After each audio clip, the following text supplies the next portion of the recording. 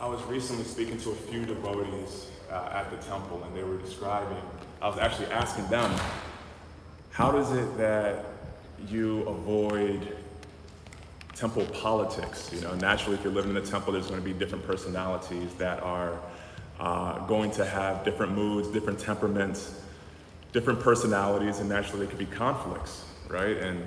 And one of my biggest fears is to commit Vaishnava aparad. So I was asking him, how do you engage in such a close environment with so many devotees, but at the same time, you know, try to avoid, you know, the conflicts of being in such close, you know, proximity. And he gave a very nice compliment to the congregation. He was saying that specifically the Brooklyn congregation, people are extremely mature in their handlings and their dealings and very advanced. So when conflicts arise, they usually can take the ego out at a very rapid pace and see what's actually best for the service of Radha Govinda. And so it's quite amazing to be in that type of association. And it's actually needed in order to get to the stage that this verse is talking about. So I'm not sure if anybody can hear me online, but wherever they are listening, definitely come to Sri Sri Radha Govinda as much as possible to take association of these devotees. They are committing their lives to the propagation of the holy names of the Lord, headed by Ram Roy and the Harinam Sankirtan party, purifying all of New York on a day-to-day basis. It is a tremendous service that is purifying and yet uplifting at the same time. So let's make sure we are taking advantage of those that are able to come to the Brooklyn Temple. But I'm going to read the translation one more time. Because of his transcendental intelligence, the pure devotee is equipoised in his vision, and he sees himself to be uncontaminated by matter. He does not see anything as superior or inferior and feels himself elevated to the transcendental platform of being equal in qualities with the Supreme Lord. So this is Lord Kapila Dev talking to his mother Devahuti. It's actually one of my favorite cantos where Lord Kapila is giving us the conceptual viewpoint of human life and how we can actually use this viewpoint to conceptualize all of physical existence, all of our subtle existence, and actually tap into a direct relationship with the absolute truth via devotional service. There's so many stories that pertain to this verse. However, in the mood of what Lord Kapila Dev was talking about, or this pastime in and of itself, it makes me think about his parents, Kardama Muni and Devahuti, and how before they got married, Kardama Muni was such an austere ascetic. He was just doing tapasya day and night, severe austerities. And when he married Devahuti, she was so beautiful that when people saw her, they would stumble, they would fall, they would be completely mesmerized. After she got married, she started doing the tapasyas with Kardama Muni, just serving him day and night, doing her duty. And due to those tapasyas, due to that service to him, her body became very emaciated. She actually lost her luster, it says. But she didn't care because she was that elevated that she was saying, hey, if this is my duty, this is what I'm going to do. But she still had a desire for children and other things like that. So eventually Kardama Muni satisfied all her desires by giving her 1,000 maidservants, restoring her beauty, giving her an aerial palace where they enjoyed for a very long time, it says. The beautiful thing about Bhāgavatam is there's so many stories that discuss various types of enjoyment within the material world and how it actually applies to our life. And one thing to keep in mind as we discuss today is no matter what our goals are in life, no matter what we're trying to achieve, somebody in Bhāgavatam has already gone through this. And many times at a much higher level and a much better level. And so there's so many people that are, there's the issue of, I have one friend and he's looking for a wife and he's like, oh, I can't find a wife. It's so frustrating. I've done everything else right in my life, but I can't find a qualified wife. And he gets very annoyed sometimes because he's like, in these days, especially with social media and the way the women are, there's just no qualified women. And it's getting even worse in 2024, where people are moving away from the ideals of Varnashram. And so he's just like, if only I could have that, I'd be so satisfied. They're looking for that ideal partner. And here we see that Devahuti had the ideal husband. And again, Cardinal Muni had the ideal wife, right? She was proving herself by serving him selflessly. Through that enjoyment, eventually Cardinal Muni says, okay, I'm done. I need to focus on the absolute truth. I'm actually going to renounce everything again. And in that moment, Devahuti was thinking, oh my gosh, I was enjoying for so long, yet I forgot to ask the most important question, which is, how do I connect to the absolute truth?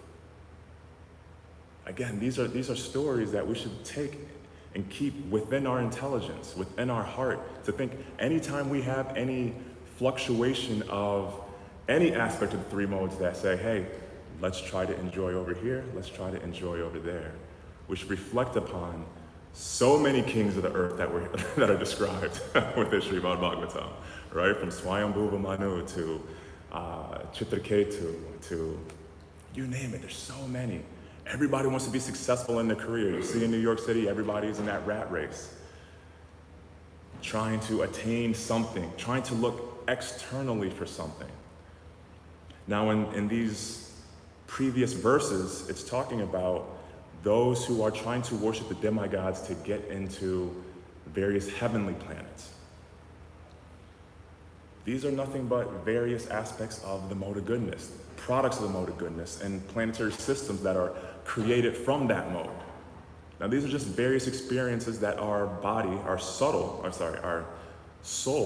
our consciousness can actually jump into within this entire universe, the three worlds. The worlds that are based off of the modes of ignorance, mode of passion, and mode of goodness.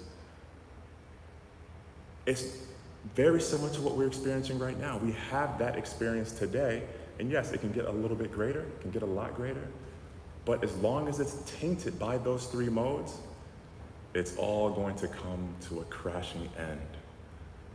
And so Lord Kapila Deva is saying, those who are trying to do Dharma, Artha, Kama, Moksha, economic development, various levels of sense gratification, pious activities that may be in a religious aspect, they're saying that they can't understand the devotional service. They can't come to that platform because they still have that sense of, I am trying to enjoy. Another way of looking at it is saying, it's the external. So Lord Kapila Dev has that Sankhya system where he's saying, we are only here within this material world due to our own desires, and it all manifests from that desire to want to enjoy separately from the absolute truth. And thus it creates that sense of falsehood from the ego, then to intelligence. And each time it gets more physical, and it evolves with another element, another sense perception. So we have the ego, which is our sense of I, then our intelligence, which allows us to have this conceptualization of life. Then our mind, all in the subtle plane between Rajas and Sattva. But then once we want to enjoy even more, then that creates space itself with our five senses that we are constantly seeing, constantly trying to be dragged through by the five horses that the Gita says in that analogy. We have to pull them in. But we're being so trained to think because they're physical, that this reality is actually deeper than what to speak of the spiritual reality, but the subtle reality of the intelligence. But when we see Sri Sri Radha Govinda, I think about what Lord Kapila Deva is teaching us, and it's like these physical bodies, when a non-devotee comes in here and they see the deity form, they just say, oh, it's stone, it's marble, that's it. But Lord Kapila Deva is saying, well, the body that you have, that's it also. it's just these various conglomerations of those 5 great elements, physical elements. However, we're not supposed to utilize that when we are going through life. It's our intelligence. And so we're utilizing that portion of us that can conceive all of reality and put it into the proper perspective. And so in this verse, Lord Kapila Dev is saying the devotee looking externally, right, seeing everything with the 3 modes, externally meaning from that layer of ego all the way to earth. Those 8 layers, those 8 elements, we can consider that the external environment in all its many forms. But behind that, behind the false ego, is the consciousness. And that consciousness is being supported by Paramatma, or a super consciousness, like a platform that allows all existence to occur. But that is internal to that. And so the devotees are naturally faced internal at all points, even when they're doing external activities. People are thinking, okay, just because I have this physical body, and if I look to the left, I look to the right, I can move up and down, therefore I have my free will to do what I want. And there's certain religions that are saying, hey, you can do whatever you want. You have authority, you have dominion over everything you see. But then they forget that they're completely indebted. These materials that we're using, we didn't create it. We found our consciousness within that state. Our brain activity is 10 watts a day. We see with cloud computing that this has to be, with cloud computing, we see we have to rent everything. It's an as-a-service model. And so these bodies are as a service. We have to understand that once we take birth, we are imprisoned by our physical body and our subtle body. And at the same time, we are owed, or we are indebted to so many people, such as our ancestors, there's a whole long list of people we're indebted to. And we have to be cognizant of that it's not just free will. There's a duty that we have to perform. And so we're renting these different apartments based off of our activities. Some people are getting a nicer apartment, some people are getting a lower apartment. Some people are in, the Billionaire Row in Manhattan, they had those apartments there. And then some people are in the projects where they come in the body, they fall right through the floor, the staircase is broken down, and they're just suffering. But sooner or later, we're gonna get kicked out of these apartments, called the body, and these experiences that we have on a day-to-day basis. And so that's what Krishna is saying is the Kshetra. And so that's, in the 13th chapter of the Bhagavad Gita, he's saying, those who have the eyes of knowledge, those eyes of knowledge, it's not looking with our physical eyes. We're not saying that, with our physical eyes, we're saying the elephant and the Brahmin and the Pandit and the elephant or the dog eater are all the same. No, it's supposed to be used with our intelligence. But we need to guide our intelligence, make sure it's structured around the sadhu, sastra, and guru. And Lord Kapila is giving us that structure, those lenses to see that reality with our intelligence. And so we can even see this in modern science. This analogy of how we need to refrain, have tapasya, try to control our desires from creating our future experiences in this material world. And they're saying that even from the perspective of neuroscience, dopamine itself is controlling all of our behavior. Now, it's not to say that we are the brains. Let me be very clear there, because some people are thinking, just because I can describe it via our mental activities, then that means that's what's actually controlling us. No. Analogy I like to give is like a radio. Just because a radio signal can change based off of the dial, it doesn't mean that the voices, or that the radio's creating the voices, right? Somebody else is speaking, and there's the frequencies that are being picked up by the radio. And so in the same way, dopamine is controlling all of our existence. It's actually that chemical that's allowing us to get up, to go and do anything. It's actually very linked to our pleasure capabilities that we have. And there's certain activities that we do that have higher or level amounts of dopamine. Now, how does that relate to the Gita? Again, with neuroscience, they weren't able to discover this until recently, right? Because they didn't have the technology. But now they're able to see that, hey, everybody's trying to be happy in some way, shape, or form, even temporarily. So they're saying, how do you sustain that? How do you maximize that happiness? They're saying, well, look at your activities, and anytime you have any type of anticipation of desire, that creates a dopamine spike. Even if it's just water, what to speak of a sugary juice, what to speak of some type of intoxicating substance, what to speak of intercourse, things like that. These all have certain levels of dopamine attached to it. And it starts with your expectation of that event, right? Look at Pila was saying this. He was saying, hey, it's because we wanted to desire that then sound vibration is creating space itself. But they're saying, the neuroscientists are saying that once we have an anticipation of satisfaction, looking externally, that creates a dopamine spike of some sort. Once you have that spike, you then crash down. Once you crash down, it creates the opposite of a good effect. Now you're indebted to that spike. You're trying to reach it. So if you're saying, hey, I want a sandwich, just the anticipation of eating that sandwich creates a spike. Once you acknowledge that that's what you want, that's there, then it goes down to that degree. Now you're moving, trying to get that sandwich.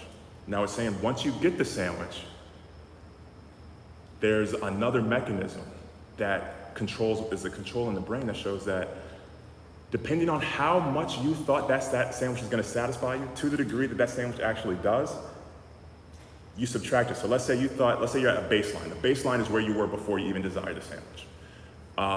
And you thought that sandwich was going to spike you up to a 1. Cocaine will be 2.5, by the way. Like that's like the instant, like you're maxing out all your dopamine levels. So let's say it's a 1. You had that anticipation of a 1. You're going to drop down to a -1. So your experience itself, your just day to day is going to be less than baseline after you have that desire for a sandwich. that equipoiseness is gone. You're now searching for something externally. You find a sandwich shop. If you think it's a 1 and that sandwich is fantastic, let's say it's a 1.5, then you're subtracting that 1 from 1.5, and the experience of pleasure that you get is a 0.5. That's what's going on. And if you think it's equal, if you're saying, oh, I thought it was going to be a 1 and that sandwich was a 1, then you're back at baseline. You're not enjoying, you're back at baseline at that point. And now what to speak of if that sandwich is nasty, if the sandwich shop is closed, now you're at a negative. And so we can take all of these activities that we're doing, and they're saying, the neuroscientists are saying that we are being controlled by this all the time. These senses of pleasure that's actually affecting our brain. If you take all the dopamine out of your brain, you're gonna lay in bed all day. You're really not gonna be able to move at all. It's that powerful of a force over your body. Now, how do they say you maintain it? They say putting yourself in voluntary discomfort is the way to increase your baseline. Tapasya is the way to increase your baseline experience. You see Wim Hof, some of you may know that guy. The cold baths, they're saying, hey, you take your baseline, you create that tapasya, that delayed gratification, and then your body has to then create naturally a sense of well-being internally. So cold showers, all the things that we've been talking about for thousands of years, neuroscience is finally catching up to. But more important than that, this dopamine can lead to various levels of addiction also, right? It's because it gives you that sense of sense gratification. It's that pleasure principle. And so with our phones, they're saying that those phones and these algorithms are now starting to control our brain more than drugs. And it's creating that same type of dopamine addiction. And so what's really important to note is that when we start to think about how we can create a higher baseline, they say, okay, if we understand that spike in it, it's just gonna make it go back down because it's always looking for equilibrium. That's how dopamine is. If you have a spike at 2.5, you're going to crash out. And then you're gonna be trying to look to get back to baseline. So they're like, how do you create a higher baseline? Study after study of neuroscience now says, you create the higher baseline by not trying to create any dopamine hits before. And a dopamine hit can be even listening to a song that you like, something that's just enjoyable, versus the actual effort that it takes, which is doing your duty, doing your service, doing whatever that is going to be. That actual effort that's hard, don't try to reward yourself before, don't reward yourself after. It says even if you try to think of a long-term goal, that could be detrimental to your dopamine levels. So what can increase your satisfaction in life, just from a neuroscientific point of view, it says linking the effort in and of itself. Doing the effort and letting the effort in and of itself be the reward.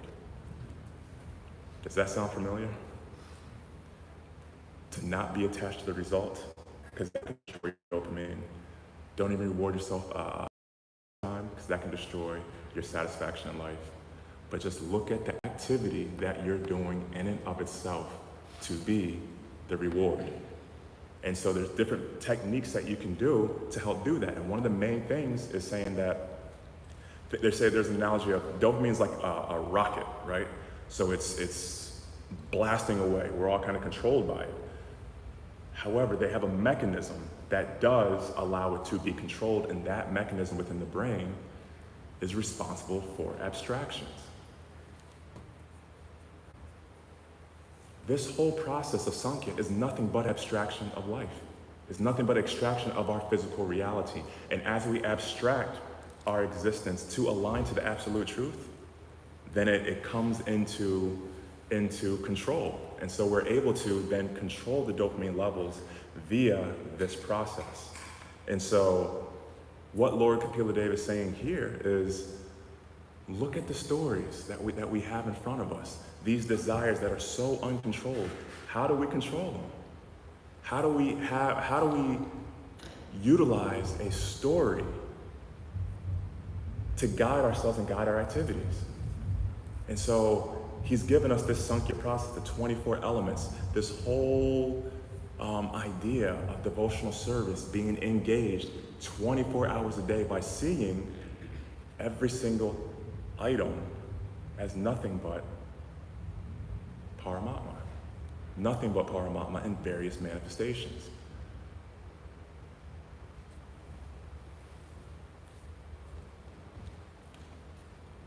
Now, when you think about how we get there, it's a devotional process. He's saying we're not going to associate, the devotee no longer sees himself contaminated with matter. And so as we look internally, we start seeing that, hey, as I serve the deities, as I serve the devotees, as I chant, I start to get this inner satisfaction. I was talking to one devotee recently, and they were saying that, I was like, hey, why did you become a devotee? He said, I became a devotee because not only were the devotees so great and the association was fantastic, the food, the dancing, the song, the philosophy, but when I started chanting, it was like the sun was rising within me. She was like, it's literally like the sun was rising within me. So you're having an experience, you're tasting it. It goes beyond philosophical speculation and then becomes the reality. And so we're seeing that with that, it reminds me of the story of Chitraketu, how he was so happy with being the king of the earth, having 10 million wives, yet he was still not satisfied because he had an attachment of wanting a son. And with that attachment of wanting a son, it created all miseries within his life. Because it's just like if you're walking through the park. I've experienced this a few times recently, the debris of the allergies. I'm having a nice day, and then all of a sudden something gets caught in the eye.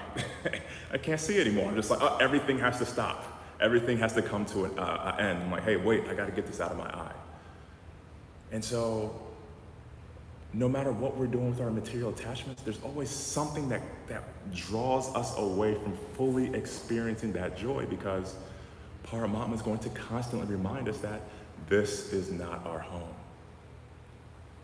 And so, he wanted his son, and his son from Angira Muni came, and he said, it's going to bring you a lot of distress. But he said, that's all I want. If I have this, my life will be perfect. And he goes, no, that's what I want. He has it, his son comes, due to jealousy and other items, he was murdered. after Narada Muni, or was it Narada or Angira that brought him back to life? Anyway, after one of the sages brought him back to life, the son brought to life, he goes, who are you? How do I know you're my father? How do I know you're my mother? How do I know any of us are related? Because due to the three modes, we're all caught in this wave of temporary reality. And therefore, some of us are being brought together at certain times as friends, some of us are being brought together as family, and then due to these various adjustments, we'll be put together as enemies eventually. All because of this temporary reality. So he's saying, no, these material goals, these trying to chase things externally, we have to understand and prove to ourselves, to our own intelligence, to our mind and our senses, that there is nothing here to see. All of our goals that are not attached to Sri Sri Radha Govinda, that are not attached to the absolute truth, are no more important than a dream.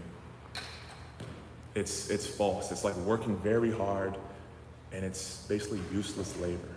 And so many people are stuck in this, as Srila Prabhupada said, the pavarga, just working like a donkey all day and night to the point where they're foaming at the mouth.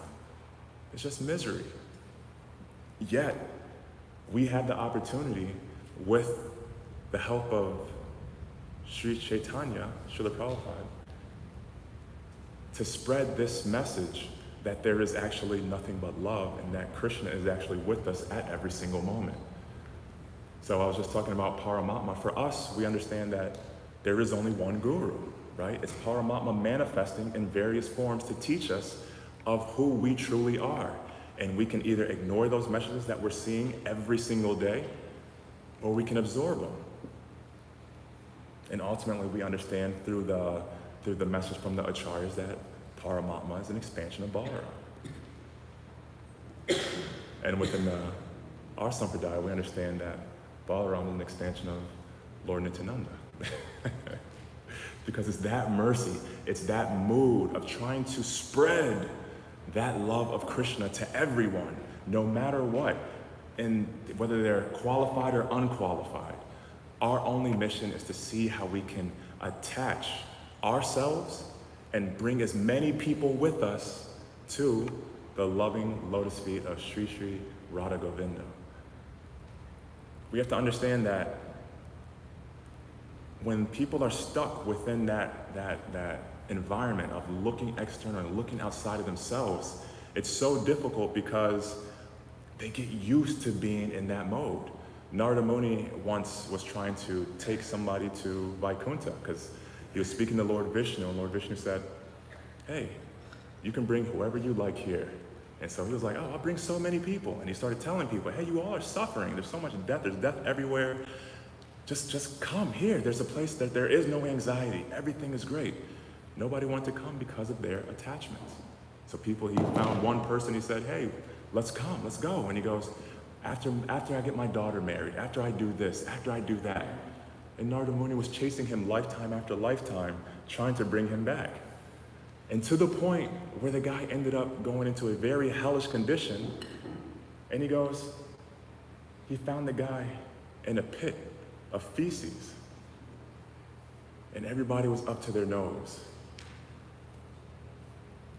They plop him down in there, and then people get disturbed. And they're like, what are you doing? What are you doing? And he's like, what are you talking about? And they're just like, when you move, it fluctuates the feces and it hits my nose. Before you did that, it was very nice in here.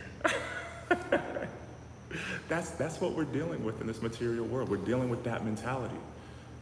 And so people are not utilizing their intelligence at baseline to speak to the level of what Srimad Bhāgavatam is talking about. So I was recently very enthused to see the devotees at City Point for the marathon. I go there shopping at Trader Joe's, and when I was looking at the devotees, saw them at Albee Square, and I was just like, oh, fantastic, I see him there. Then I walked around and I saw him over here, and I was just like, oh, wow. The consciousness just gets uplifted. I saw people smiling and so engaged with the book distributors. What a great opportunity we have to engage our physical body, subtle, and our consciousness to make sure that we can remind ourselves and others that there is no greater happiness and there is nothing that is superior to this science of bhakti yoga, because we don't have to wait to go to a heavenly planet. We don't have to wait for any other item outside of being satisfied right where we are, praying for service and praying to serve the devotees, and to utilize our intelligence as much as possible to see how we can help others remember their divine loving relationship. Thank you very much. Is there any questions? Any reflections, realizations? I know you all are very engaged, so would love to hear your thoughts, especially in regards to preaching and helping people detach.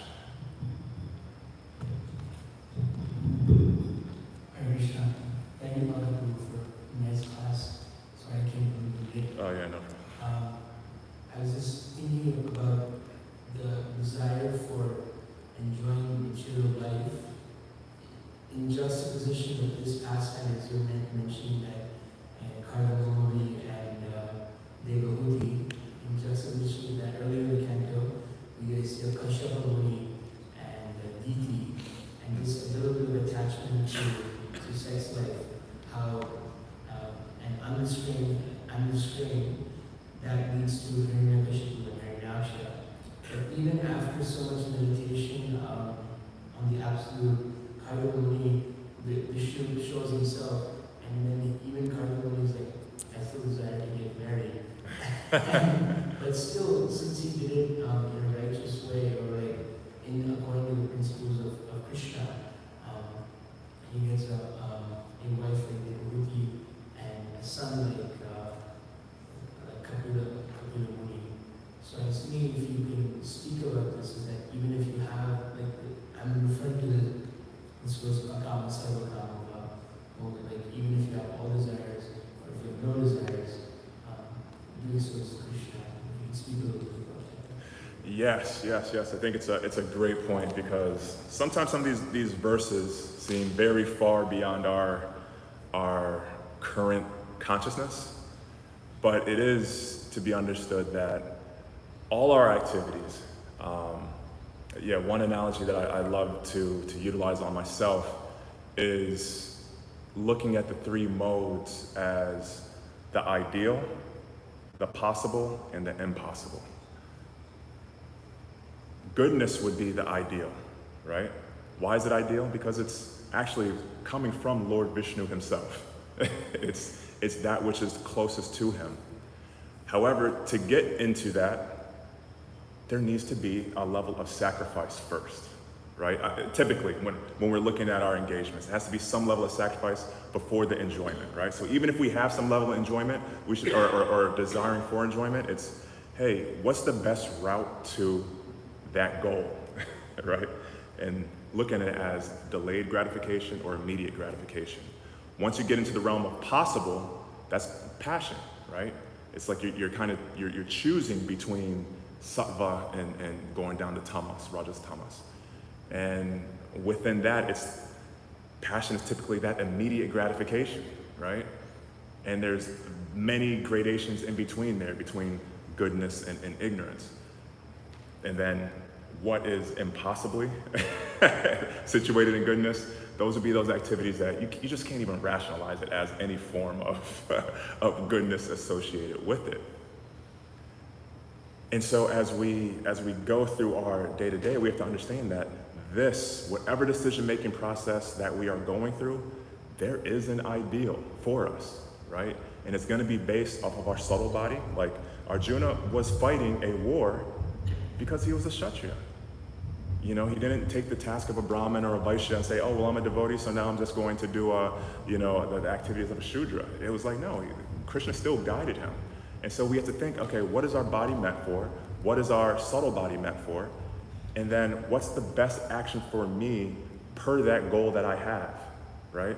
But understanding that everything that we are experiencing that we desire ultimately ties back to Krishna. So thinking about anything that we do or may desire, if we're conscious of it, the dangerous part is sometimes we're not conscious of it, right?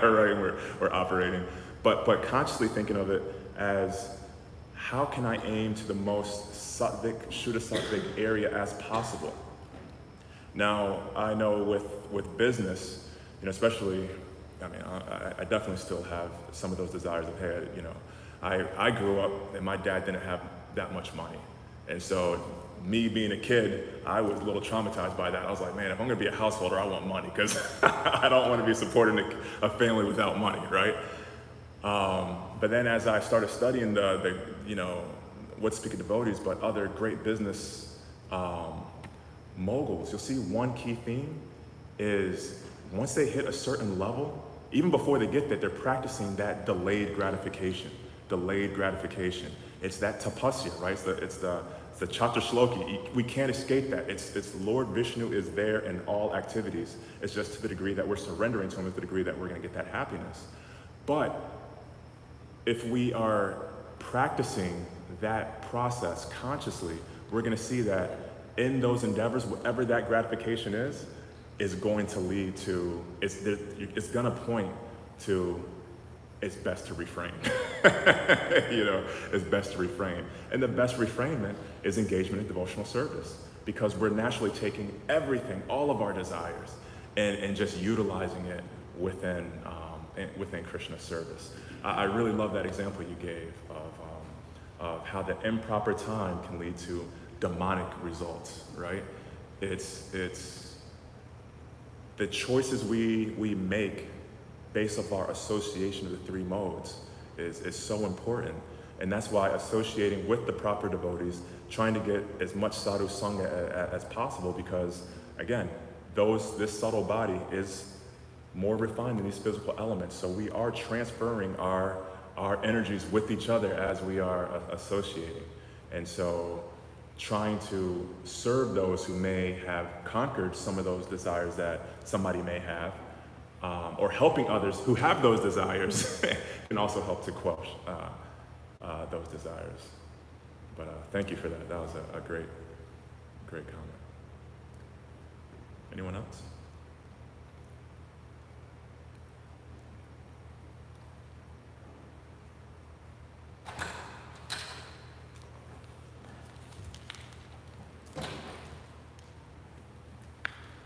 Thank you for your class, Krishna. Seems like tapasya also can be something that's addictive and uses high, I suppose, that we can be attached to. Like a lot of students, for example, or anybody, if you've been aerobic exercise, you notice that you get this endorphin boost. Yeah. And if you can speak more about that, or our fault maybe should not be exactly the past ever. Yes. So, because tapasya can lead to more enjoyment, it can lead to more traps. Yeah, you're right. Like I said, when you take ice baths and do other, they basically say whenever, going back to the neuroscience example, it says whenever you do anything that is a struggle to you, you bring your qualia, your experience, you drop it, right? If you do anything that you don't want to naturally do, you drop it. After you do that, you're going to be rushed back to baseline. That being rushed back to baseline is gonna create some level of pleasure, right? And so we have to make sure that as we are going through any type of tapasya, that we keep the goal in mind. And that's why the abstraction portion is so important, right? It's like, why exactly are we doing this, right? There's certain people that are religious and they're just trying to get to another place to enjoy better.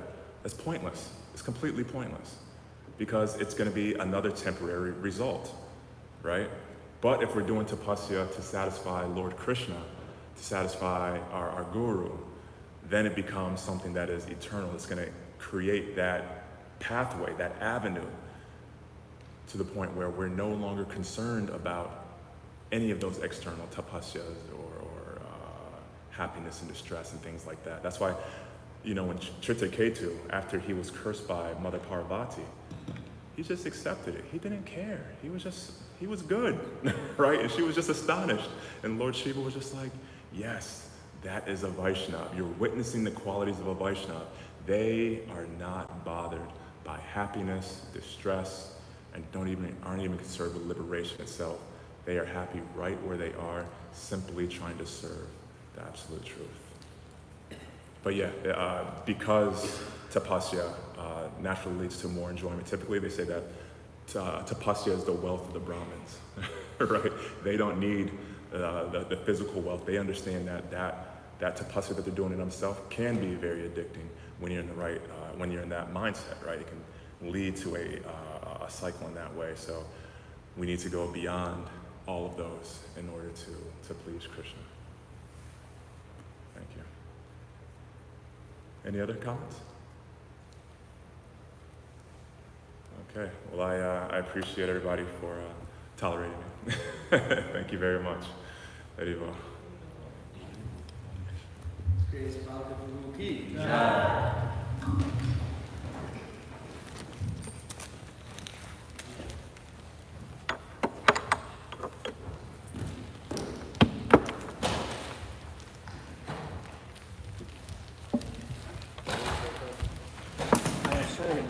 I had some comments.